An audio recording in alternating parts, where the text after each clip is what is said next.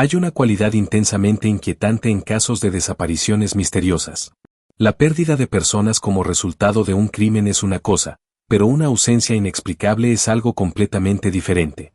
En las desapariciones inexplicables, es el silencio del espacio vacío donde estaba la persona, y a falta de una explicación lógica que nos ayude a reconstruir los hechos, es lo que mayoritariamente cautiva nuestra atención, como un instinto que nos anima a querer saber qué sucedió. A continuación veremos 3 casos de desapariciones misteriosas que hasta nuestros días siguen sin resolverse. El primer caso es la extraña desaparición de Brandon Swanson tras una llamada. La desaparición de Brandon Swanson es uno de los casos sin resolver y sin explicación más inquietantes de la historia actual.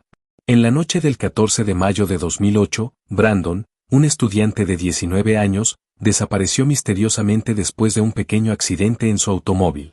Tras llamar a sus padres para pedir ayuda, pasó alrededor de 1 hora hablando con ellos mientras intentaba guiarlos a su ubicación. Sin embargo, la conversación terminó repentinamente con un desconcertante «oh, mierda», seguido de un escalofriante silencio. Brandon Swanson creía que estaba cerca de la ciudad de Lind, y que las luces que veía en la distancia pertenecían a esa localidad.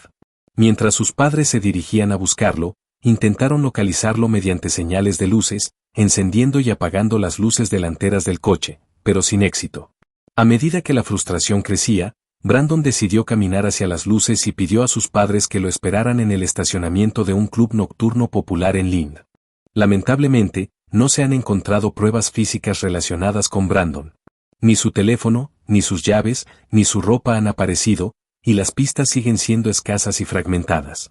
El hecho de que Brandon Swanson se despidiera abruptamente con un «oh, mierda» antes de que se cortara la llamada deja abierta la posibilidad de que algo inesperado y potencialmente peligroso ocurrió en ese momento. A pesar de una intensa búsqueda que involucró a cientos de voluntarios, perros rastreadores y vigilancia aérea, Brandon nunca fue encontrado. Este caso ha dejado a muchos preguntándose qué le pudo haber sucedido, convirtiéndolo en un misterio que persiste hasta hoy. Brandon Swanson nació el 30 de enero de 1989 en Marshall, Minnesota. Era el mayor de 2 hijos y una persona reconocida por su inteligencia, sentido del humor y amor por la lectura. Desde joven, Brandon mostró una gran capacidad académica y una cercanía especial con su familia. Actualmente su paradero es desconocido. El siguiente caso es el de la desaparición de Kiro Norman, que motivó una de las búsquedas más grandes en la historia de Estados Unidos. Kiro Norman nació el 9 de septiembre de 2002 en Portland, Oregón, hijo de Desiree Young y K. Norman. Comenzaron su relación en el año 2000, pero no duró mucho, ya que, en el 2003, Desiree pidió el divorcio a Khan, argumentando diferencias irreconciliables.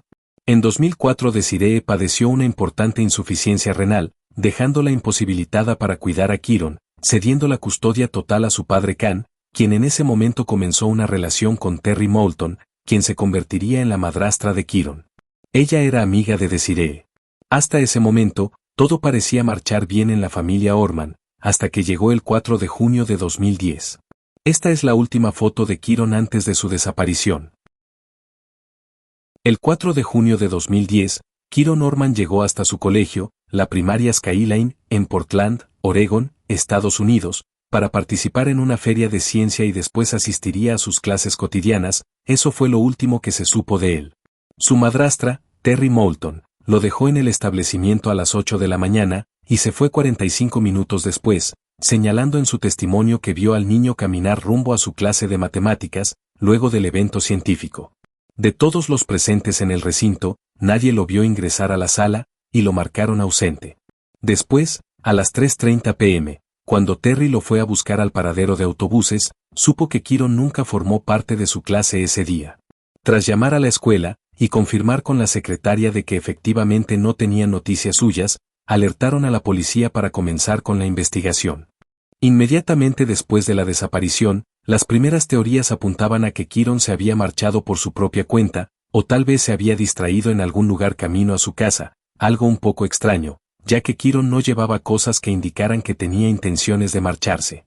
Sumado a que sus padres conocían a Kiron y sabían que era un niño demasiado tímido como para marcharse por su propia cuenta. La segunda teoría sobre su desaparición era que posiblemente su madrastra, Terry, era quien se lo había llevado. Pasando a ser la principal sospechosa de la desaparición de Kiron, mostrando también una evidente incomodidad por el hecho de que sería interrogada por las autoridades. Una de las pruebas a las que Terry, la madrastra, se rehusó de manera imperativa a realizarse, fue la prueba del polígrafo. De hecho, terminó fallando 2 pruebas de este tipo y en la tercera, se rehusó a continuar, aumentando así la sospecha sobre su presunta culpabilidad en la desaparición de Kyron. A su vez, en toda etapa de la investigación y búsqueda de Kyron, Terry se negaba a cooperar y mostraba desinterés por el paradero del niño. La búsqueda duró 10 días y abarcó más de 12 kilómetros, pero el niño no apareció.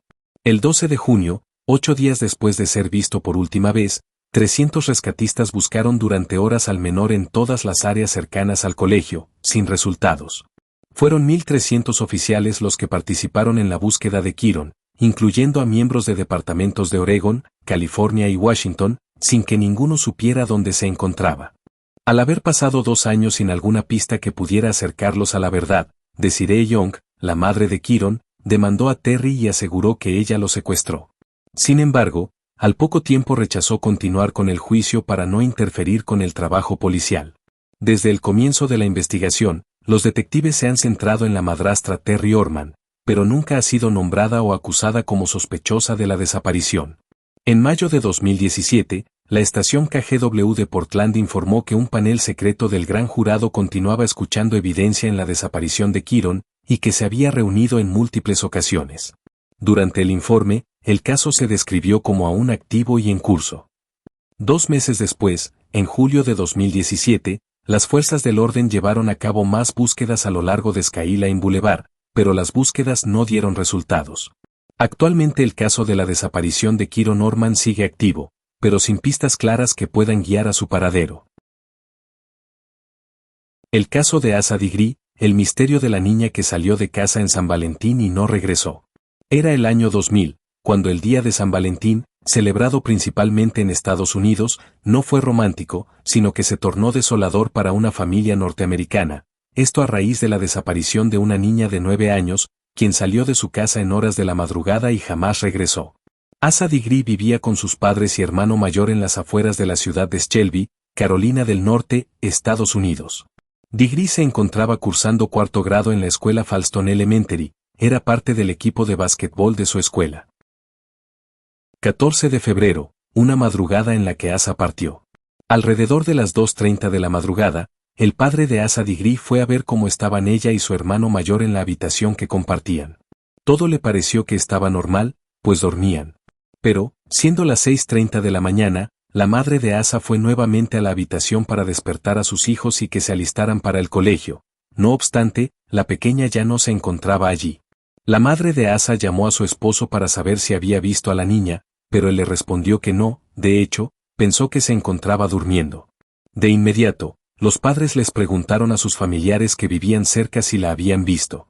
Nadie sabía de ella. Después de llamar a conocidos, amigos y no obtener respuesta, la pareja de esposos decidió contactar a la línea de emergencias 911. Momento después de la llamada, las autoridades llegaron hasta el lugar y se inició una investigación junto a la búsqueda intensiva para encontrarla. Los oficiales pudieron percatarse que faltaba la maleta de la pequeña y algunas de sus pertenencias, lo que indica que había empacado antes de su desaparición, explicó el detective Tim Adams, quien inició la investigación. Al no tener ningún tipo de respuestas, la Oficina de Investigaciones del Estado de Carolina del Norte, junto al FBI y la comunidad del barrio donde residía Asa, se unieron a la búsqueda. Literalmente, cientos de voluntarios de la comunidad ayudaron a buscar a la niña, informó el detective Adams. Pasaba el día y Asa seguía sin aparecer, las pistas parecían estar muy ocultas y los rastros de la niña muy lejos. Los informes de la desaparición de Asa llegaron a todos los medios de comunicación, lo cual ayudó a conseguir testigos que la vieron en la madrugada. Varios conductores les indicaron a los detectives que habían visto a una niña en la carretera a eso de las 4 de la madrugada. Hubo algunos testigos bastante creíbles que dijeron que vieron a una niña pequeña caminando por la autopista 18 en dirección a la ciudad de Shelby, y, junto a su descripción, se cree que era ella caminando hacia la ciudad, explicó Adams. Asimismo, aseguró que, al menos una de estas personas dijo que había tratado de ver cómo estaba, pues les preocupaba ver una niña que estaba sola en la carretera.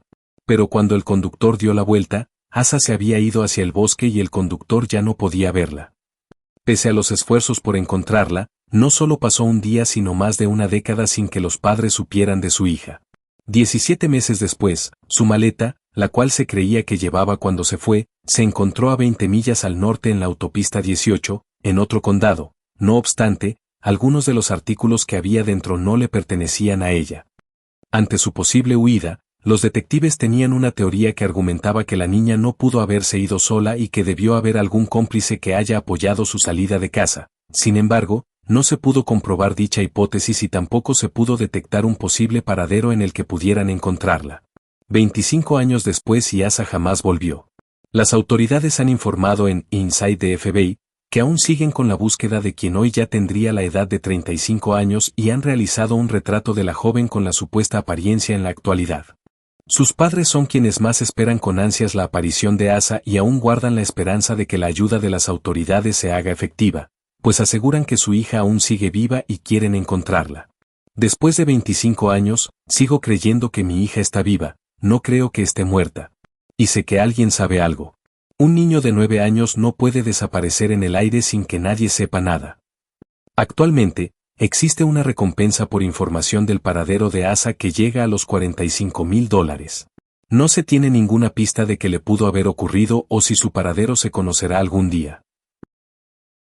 Estas y otras desapariciones extrañas han llamado la atención de la sociedad por las circunstancias en que se han suscitado, o mejor dicho, por el desconocimiento en torno a dichas circunstancias. Mientras tanto, su paradero sigue siendo desconocido. Nos vemos en otro video.